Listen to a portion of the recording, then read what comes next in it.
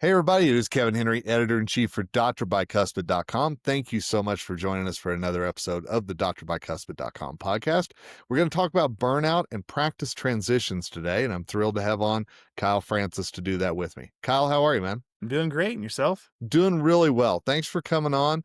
I enjoy working so much with one of your colleagues, Kim McCleskey. She's a great person, and so I'm excited to now start this relationship with you. And before we dive into our topic for the day, would you mind just giving our audience a little bit of your background? Absolutely. Well, hopefully you won't be sorely disappointed. Kim's a rock star.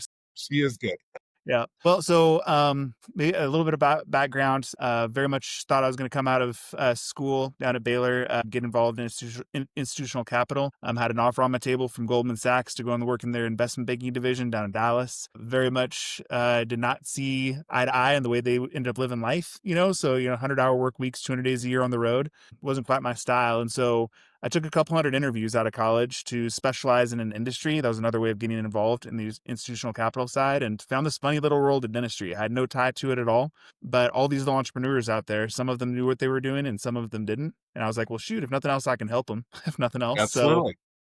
I went on board with a company called Sullivan Shine, now Henry Shine, and I started building offices out in West Texas.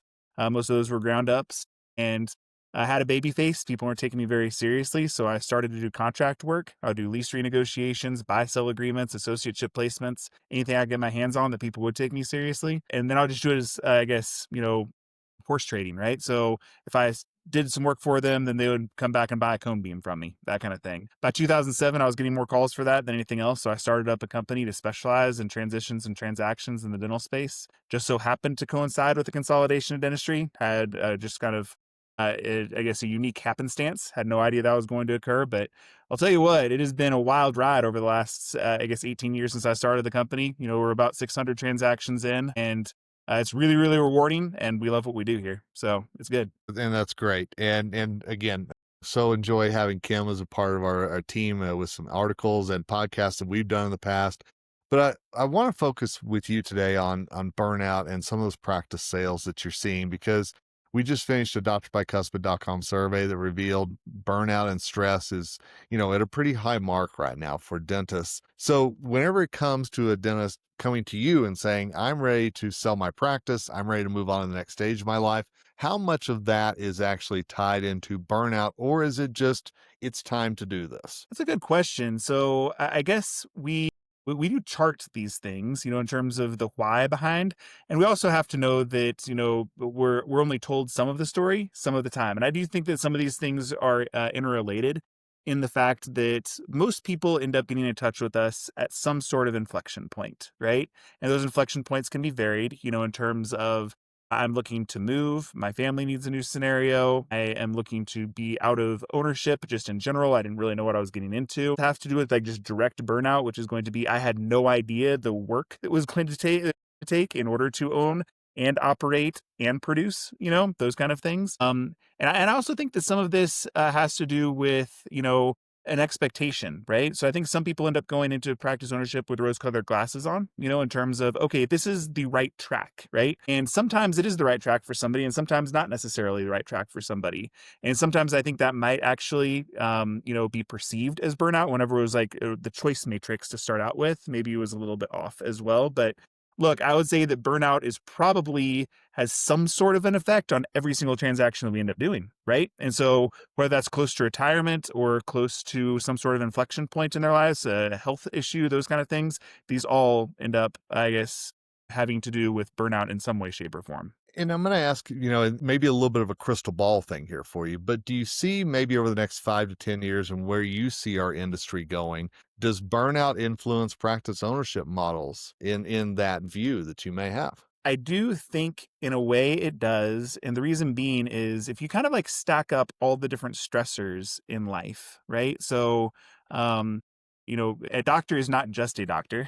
A doctor is also going to be a spouse and a parent and a building owner and a landlord and all of these different types of things, right? And the thing that I think does end up increasing this idea of burnout has to do with how many stressors are in your life and One of those big stressors is going to be debt, right? As a for instance, it's not just going to be student loan debt, but it's also going to be practice ownership debt or building debt or starting my new life debt or that brand new car debt and all those different types of things. All of this affects it, you know? And so, whenever we think about, how much does burnout affect practice ownership? I think it does. And in the way that I mentioned, it's like, oh, how many stressors are stacked up there, right? And so, if you see the difference, like as a for instance, between male and female owners as well, there's a whole set of other type of stressors that female owners end up feeling the male owners typically have not felt over the course of time. Fair or unfair, it just kind of is, right? And so, I do think that layering debt on top of that, layering on the fact that you need to be a producer, all those kind of things, as well as the fact that a lot of those stresses end up coming from single owner, single producer practices. Whenever you don't have anybody to lean on as well, it becomes really lonely too. And so, yes, I think all of these things definitely affect burnout, which definitely affects practice ownership for sure. And I've got to ask you, do these stressors getting stacked upon each other, we know that they impact the dentist whenever he or she's in the practice. Does that ultimately impact the practice valuation in terms of maybe lower production or who knows what else? It can. Yeah. And actually, so everybody reacts to stress differently, right? And so, well, you think about like fight or flight responses, those kind of things. If you have a flight response to these different stressors, they're stacking up on you. You feel all of this stress. You're starting to get burned out, and it can end up having a very adverse effect in that, hey, I'm going to end up dealing with this stress by not being present within my working life, right?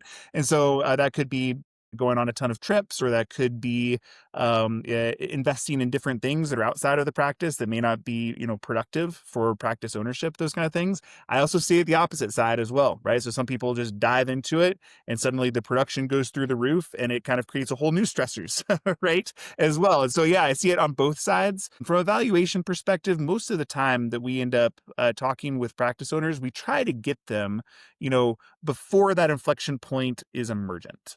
And so, whenever I say get them, I'm saying, hey, let's think about your practice life, what it is that you want to accomplish, what different ideas or possibilities are there for you to maybe reduce some of these stressors before it gets to a point of, I can't take it. Right. If you get to that point, then suddenly you'll probably take just about anything in order to get out of the stress that you're in. And so, my hope is that people begin with the end in mind and it doesn't get to that point. But sometimes that is the case. And while we often think of dentists who are maybe selling their practices as older dentists, we know there are some who are younger that sell their practice as well.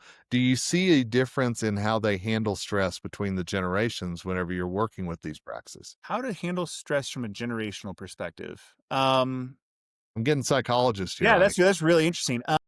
Okay, so here's where I feel like my knowledge may not be quite as long term as it needs to be, and here's what I mean.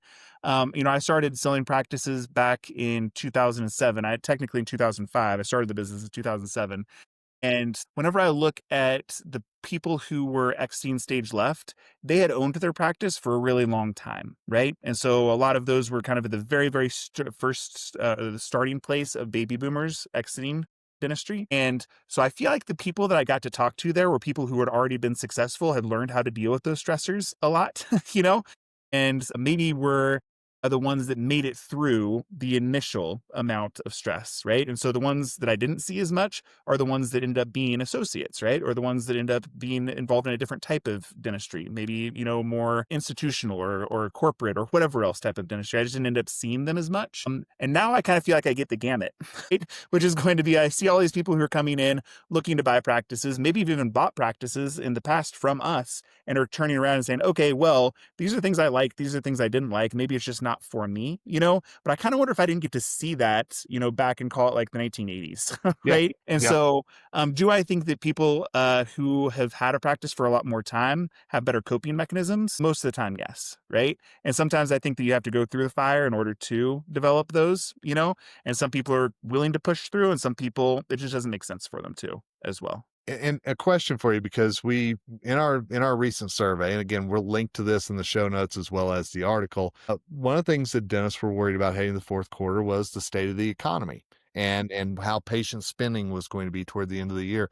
When it comes to a short-term stressor, maybe the economy is that, maybe it's not, but a short-term thing, can you see that be the final domino that maybe pushes somebody into, yes, it's time for me to sell? I would say definitely the answer is yes, and I would really encourage people that that not be the case. And the reason being is that, whenever I started in this career in 2007, the economy was in great shape, and we all know what happened in 2008, 2009, right? But still, if you look at what happened in 2008, 2009, industry rebounded faster than just about any industry that was out there. And the reason being is that a dentist's job is going to be primarily to get people to brush and floss. If they don't, then suddenly work needs to be done, and if they keep on delaying work, it's more expensive work that needs to be done, right? And so you saw that in during lockdown as well, whenever nobody could go to the dentist for 2 months, and all suddenly all these retrospective papers come out about like, oh my gosh, there's all these deferred treatments that need to be done, and the deferred treatments are going to be more expensive in nature, because most people are not going to go out and